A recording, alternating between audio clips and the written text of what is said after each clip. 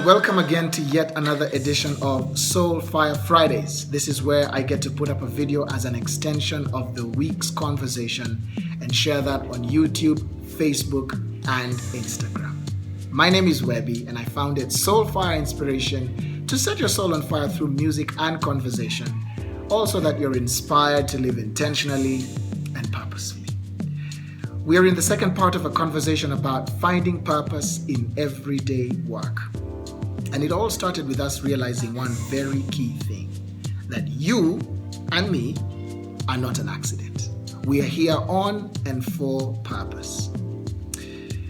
The second part of our conversation today is really going to be about the proof of that, and that's what I'm calling it, the proof. To get us on track, let me read something to you. Ephesians chapter 1 verse 11 says, "In him we were also chosen, having been predestined according to the plan of him who works out everything in conformity with the purpose of his will." The simple message that I want to share with you today here is that in line with knowing that you are here on and for purpose, that you are not an accident, you've got to see that there is biblical proof that you are here actually because you're meant to be.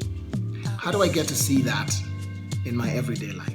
Well, that scripture is one way to look at it that gives us a basis and a foundation on which to analyze this. But also another thing that will help you in the context of everyday life is to look backwards.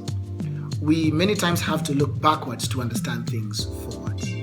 In looking back, we will begin to see that everything about our lives is connected.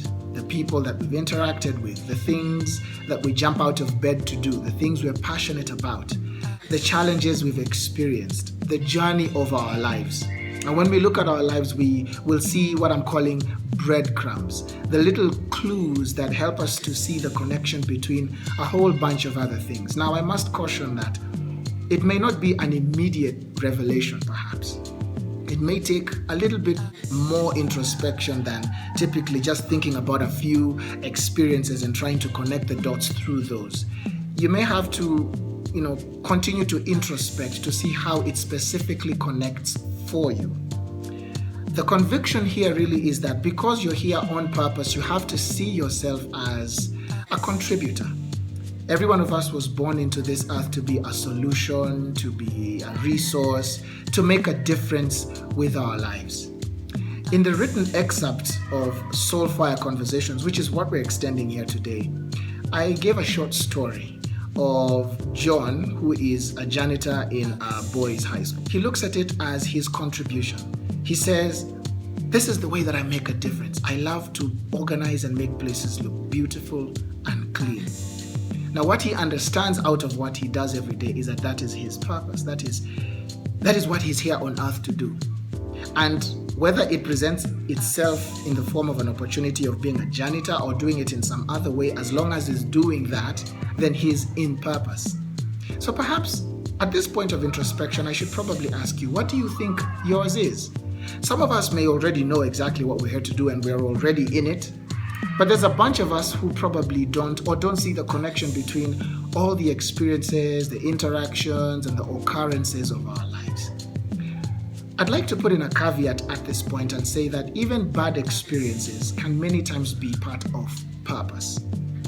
God doesn't necessarily cause evil or bad things or misfortunes to happen in our lives, but He may very well allow them if they help accomplish His plan for our lives. For example, if a difficult experience is going to help you develop your character, and your character is one of the very key things that you're going to need along your path of discovering purpose and walking in it, then He will allow it. Not to punish you, not to squeeze you, definitely not to make you feel like as if everything is working against you, but really to help you become more of who you're meant to be and less of what you're not supposed to be.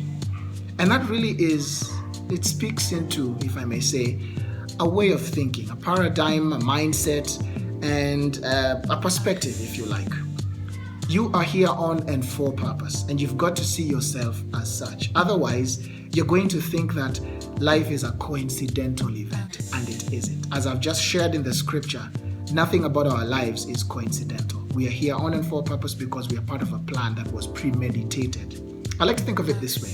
The script of my life the script of your life has already been written, and I'm enacting everything that has been planned in the timeline of my life. To God, none of these things are new.